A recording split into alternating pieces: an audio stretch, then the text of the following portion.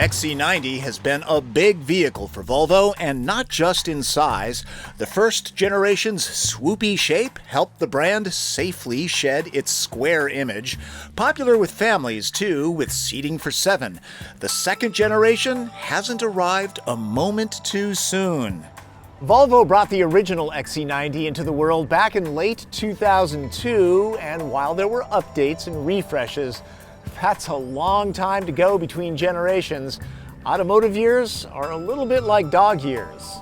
Less curvy now, the 90 is packed with tech. It finds parking spots, then maneuvers itself in, ditto getting out. It brakes automatically for cars, pedestrians, and bicyclists, even at night. It can follow the car ahead during traffic slogs, including steering. Starting at around 50 grand, this one is 64.8, a deal considering the luxury and features. The user interface goes from worst to arguably first. The Sensus touchscreen is responsive and intuitive even with gloves on. It's as close as you can get to an iPad without visiting the Apple Store. An app lets you check the fuel level, start the car to preheat or cool it, or lock the doors in Seattle, even if you're in Stockholm. Horsepower is 316, torque 295. Swiftly nailing 60 in just over 6 seconds with a touch of throttle lag. That's pretty good power. Now for a surprise, the engine is a 4-cylinder. Compact at just 2 liters, its magic comes from turbo and supercharging. I wonder if this is a nod to Saab. There's no character from its exhaust note. The transmission is an 8-speed, and there are drive modes to suit your mood and terrain. All-wheel drive is standard. There is a noticeable difference to those drive modes, all calibrated spot on to their mission. The 90 is hushed, controlled, and easy to drive. The structure is very solid. It doesn't feel German, it feels, well, Swedish, which translates to nimble and light on its feet. For a full-size crossover, it drives a size smaller than it is. With a 4 mile per gallon improvement, the 4-cylinder is less thirsty, though it drinks the premium stuff now. My real-world mileage is 25 mpg on the highway, 17 city.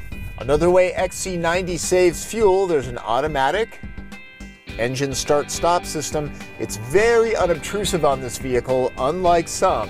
The lower profile tires on this Inscription model allow some sharp bumps through, but overall, the 90 delivers the clan comfortably and securely. Volvo has a new safety feature called Run Off-Road Protection. It senses if you've driven off the road into a ravine, then tightens up the seatbelt, and energy-absorbing seat frame cushions your spinal cord. No, I'm not going to demonstrate it. The cabin competes against any premium brand, patriotic too. Nearly every inch is swathed in stitched material or lumber that is unquestionably from real trees. Warning chimes are exceptionally crisp and clear, almost makes you want to leave your seatbelts off. How un-Volvo-like. With a reputation for the best seats in the biz, I want these Volvo chairs for my home, though the venting feature sounds like a Hoover. Passengers in the adjustable second row are treated well with good space, a great view standard, and climate control. Rump roasters too. No one should be unhappy here. Getting to the way back is easy enough. With second row slid up about midway, space in the third row is akin to flying coach. It's not bad, but if you're often going to carry 7 people, I would suggest a minivan. Hands full, Volvo has you covered. With all seats usable, a good-sized cooler fits back here, or 4 packs of the 2-ply. Obviously, drop the third row, it'll swallow a lot more. This makes it a lot easier to load.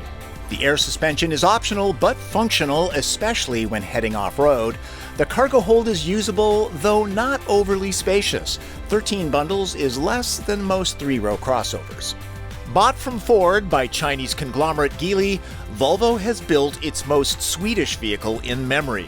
The Swedes are not a braggadocious bunch. With the XC90, they're entitled to boast. Just so you know, the T8 model with electric all-wheel drive that's coming in the fall of 2015 supposedly has an even richer interior. More than any vehicle I've driven lately, XC90 is a huge jump forward and very deep tech-wise. The Sensus system is quite good. As you might expect, there's loads of safety tech, including a new mode that senses if a car is turning in front of you at an intersection and then applies the binders appropriately. I've experienced the city safety system in a controlled situation and find it very unobtrusive. In my week with the XC90, it never had a false trigger, and I drive fairly aggressively. That is my opinion of the second generation Volvo XC90. Glad to see it has finally come to market. A little tip for you if you're going to test drive, try to talk the dealership into an extended demo, at least an hour or two. There's a subtle nature about this car. It takes a while to get across. Call it Swedish. That's Driven. I'm Tom Voelk.